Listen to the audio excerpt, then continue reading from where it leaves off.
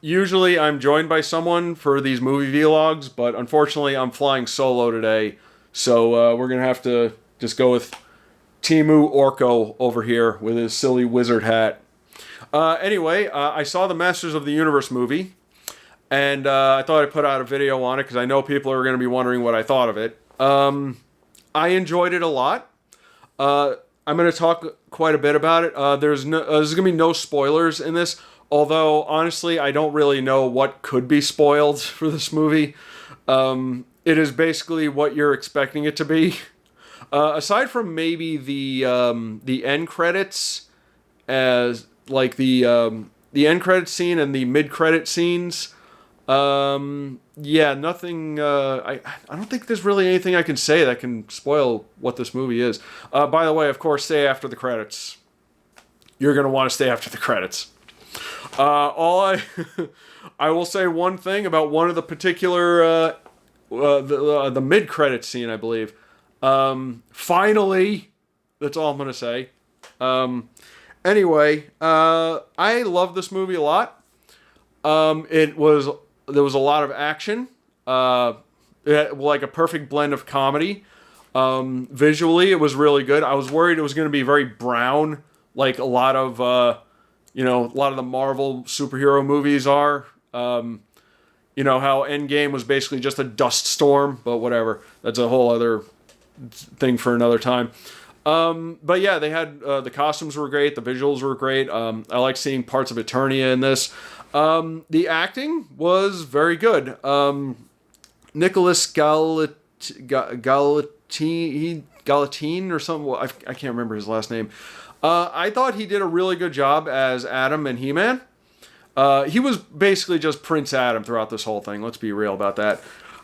He was a really good actor. He was a really good comedy actor in this movie because there were many scenes where, like, they had to put in levity and be funny.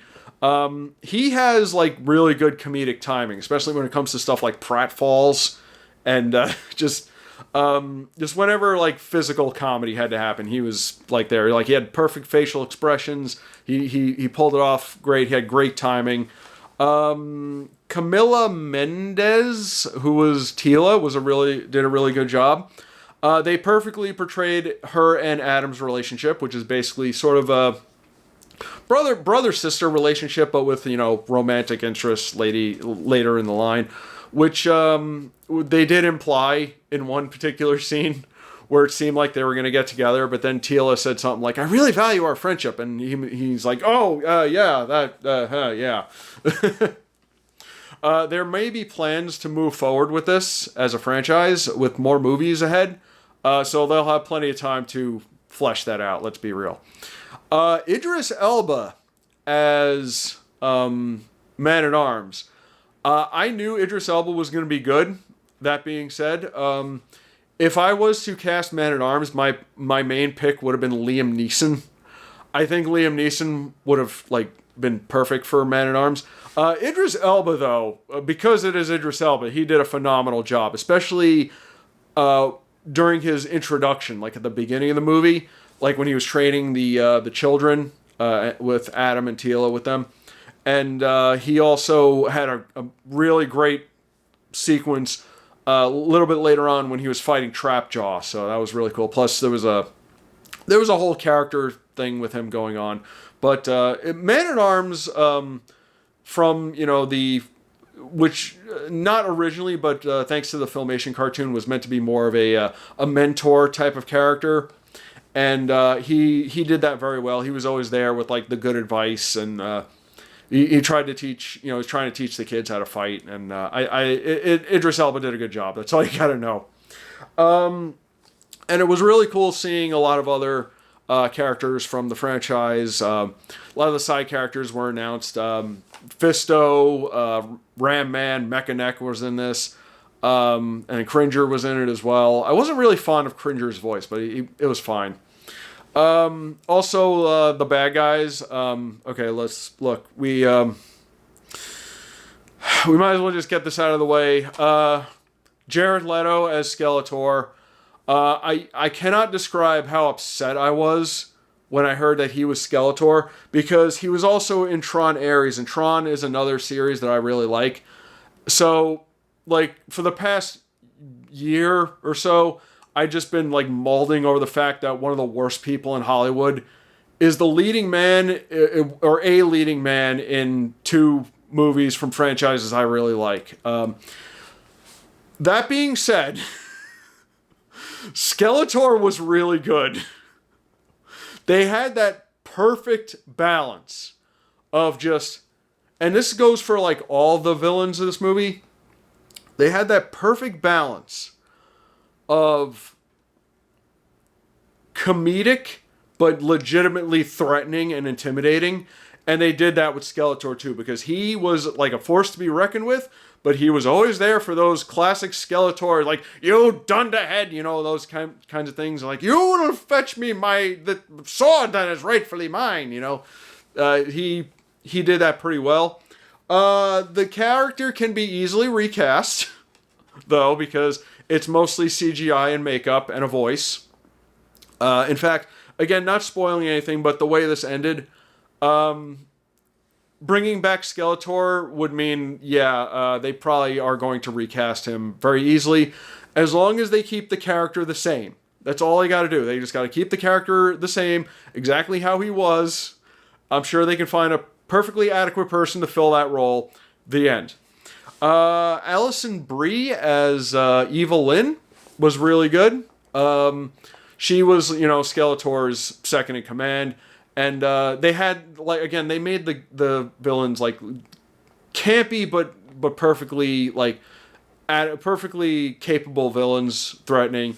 And she was like that as well. And she had that kind of air about her, like, she's like, oh, one of these days I'm going to betray him. But she didn't say it outright, but you can kind of tell with the character. And it was really cool seeing, all the side characters. The Masters were there, and then of course the villains. There were plenty of those. Beastman was great. They had that perfect balance of him being, the Beast. And then when he's talking to Skeletor, he's like, "Oh, mighty Skeletor," that type of thing. Trapjaw was creepy as hell. I liked how he was. Karg was in this movie. Karg, who was the guy from one of the villains from the '87 live-action movie. He was the one with the big white hair. I do like that, despite that movie not being very good, and I will outwardly admit that the '87 movie is not a good movie. It is an enjoyable movie, though.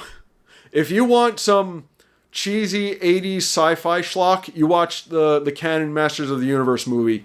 But I do like how, even though it's not good, we still have a great appreciation for it, to the point where characters from that movie who were originally from that movie still show up to this day. So we had Karg in this movie. Blade showed up in either Revelation or Revolution. I don't remember which one, the animated Netflix one. Saurod is still yet to make a comeback, I believe. I don't know if he has in anything like a comic or whatever. He was my favorite one from that movie. He got done dirty in it too, so yeah. That being said too, Dolph Lundgren makes a cameo in this movie, who played He-Man in the Canon film, and they did that whole scene where he was kind of like passing the torch a little bit. In fact, he was at the premiere and he handed Nicholas the sword just to, like I said, pass the torch. So that was really cool that he was able to do that, and really cool that he's like, cool with it now. So that feels like a movie that would like ruin people's careers, but thankfully it has not. Yeah, seeing a lot of the other villains were there. Triclops and Spikor was kind of lame in this movie, visually lame. I don't know, like, I always liked Spikor, but just some in this movie, he just seems so bland, just visually. Also, who else was in this? Pig Boy and Goat Man, who are very obscure characters, even though they showed up in one of the Netflix shows. I don't remember. But yeah, they were in this, and they were prominently in this too. So I do like it when they delve into the obscure characters and give them the spotlight. So that's kind of nice. This movie was also very violent. there was a lot of stabbings and punches and people being crushed and beaten up. This is not a kids movie, I would say, although I'm sure that's not going to stop kids from seeing it, nor should they be stopped from seeing it. But yeah, there was a lot of great action, a lot of great action sequences. I liked Skeletor's like minions, his old bone soldiers. The costume work was phenomenal. There was some good like character development for the characters as well, especially with Man-at-Arms, especially with Adam as well, who, like I said, was basically just Adam throughout this movie. Like he transformed, but they didn't really name He-Man as He-Man until the very end.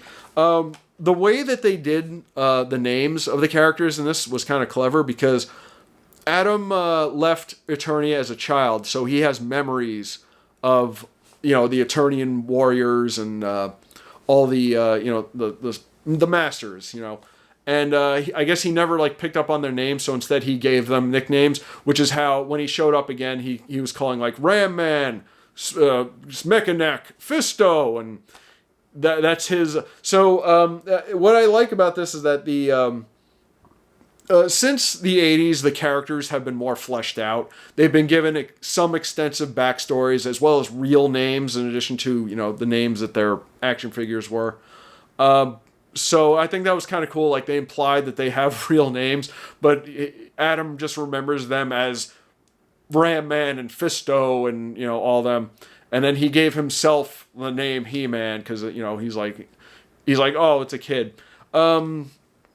It's a kid thing. He was a child when he came up with it. And there was also some maybe a little bit rushed, but also some work with his father, his relationship with his father, who was kind of disappointed with him at the beginning of the movie, but then he came back and he's like, "Look, Dad, I'm the man you always wanted me to be," and he's like, "No, this isn't what I wanted." That they did that whole thing. I'll not go into too much detail about that, just for people want to see the movie. So that being said, there were some things that were not working for me in this movie. The one thing that I knew I was not going to like was Adam on Earth. So at the beginning of the movie, there's a big attack from Skeletor. So the sorceress. By the way, another small thing I thought was kind of odd was Castle Grayskull is like right next to the palace.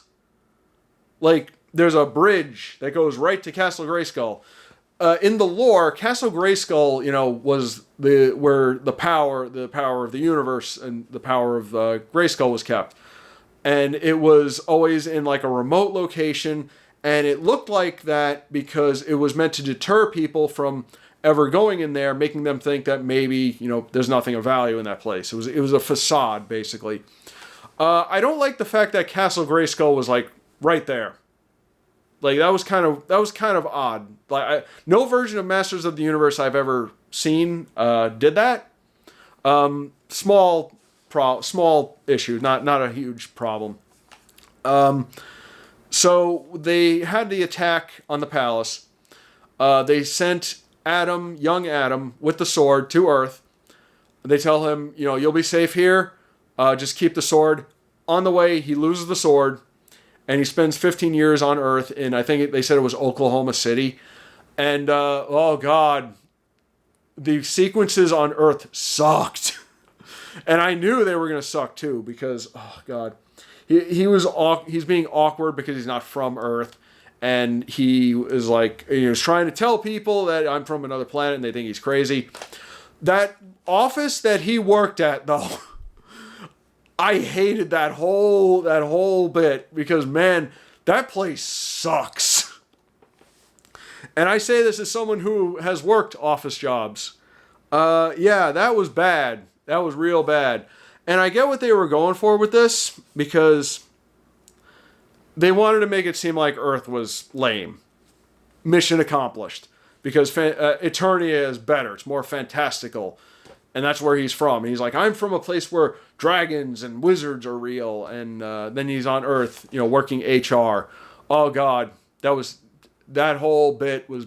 Thankfully, it didn't last very long. It was like a good maybe 20 minutes to an hour on the movie. So, or 20 minutes to a half hour rather.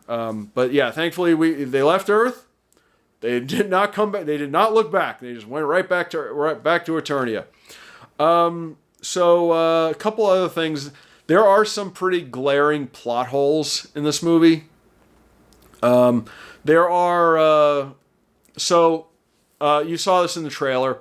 Beastman shows up on Earth to retrieve the sword and find Adam. Teela also shows up on Earth to bring him home.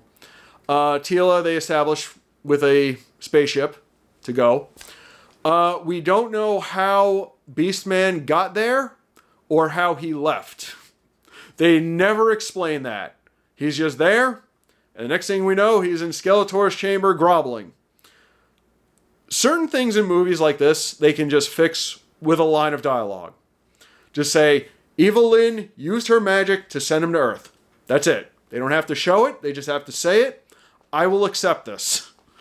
But he just kind of they beat him, and then they go to Eternia, and then somehow he gets back. So, whatever. Also, how he lost the sword and how he recovered the sword. So, during transport, he let go of the sword, and it went who knows where. We also don't really know what happened to him in those 15 years he was on Earth. Maybe he ended up in an orphanage or something, but apparently he got a job and a life and somehow was turned into a functional adult. Probably not that important. The sword, however. Okay, so the sword, as you saw in the trailer, I'll use this as an example, somehow ended up in the hands of this big statue at a comic book shop. How? How did that happen?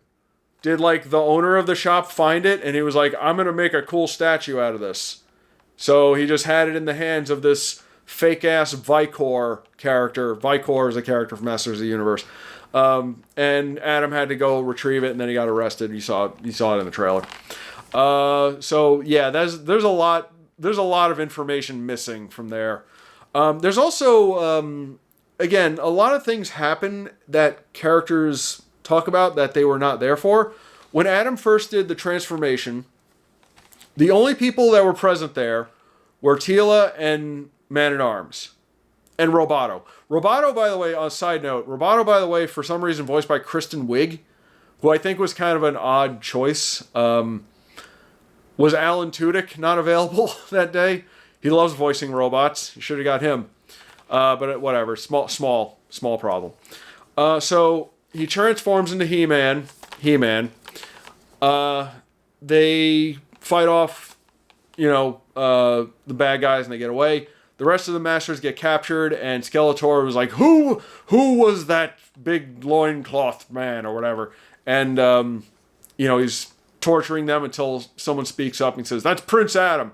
Fisto was the one that said it. Fisto was not there.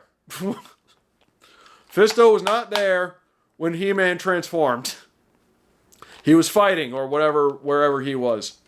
So I don't know how he knew. Maybe he was peeking out a window or something. They could have just had him, maybe look out and see. Small little issue, plot hole closed. They could have just did that. So there is that. There was, of course, there's a lot of comedy in this movie, and a lot of it is legitimately funny. There are times when they need to know when to end a joke. They do that thing that they do that dialogue exchange that you see in a lot of movies nowadays, where it's just it's awkwardly funny conversation. I don't know how to describe it. It's awkwardly funny conversation back and forth between. It was oh, you mean this? Oh, no, you mean that? No, I mean this. It's you know what I'm talking about. They do that a lot in this movie. They need to know when to cut. Stop while the joke is funny. Little bits of humor is what you need. They also did, when Adam was naming Fisto, of course, Fisto is it's a funny name. Well, whatever. They dragged it out, and he was like, I don't fist people. And he's like, no, you fist great. And they just kept going, and it's okay, we get the point. Stop. There was one character. This isn't necessarily a bad thing, but I thought it was kind of an awkward thing. There was this one character, Dian, I think her name was. She was just like a regular girl who was amongst the, with Fisto and Ram Man and all them. They established her as being someone who bullied Prince Adam when he was a child. And that was basically it. And then she's just kind of like a main character now, I guess. I mean, she was fine. She was perfectly capable, but it felt weird. She felt like a very shoehorned character in. Like, a little bit more establishment would have been nice for her. She also didn't really stand out because, Ram Man stands out. Mechanic stands out. She was just there. She was just a lady with a gun. Like, all right, fine. You want to give her, you want to make her a main character. You gotta make her a main character. She can't just be person who put Adam in a locker when he was a kid. But maybe they have more plans for this character. I don't know.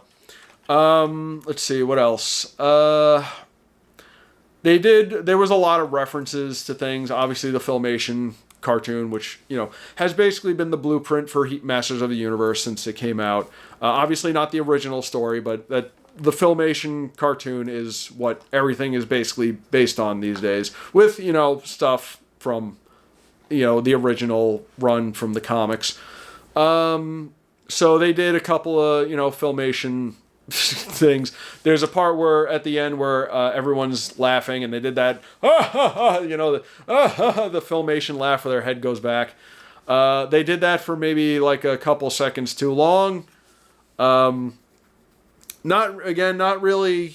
It's a bit of a nitpick, but not really a huge deal. Let's see what else.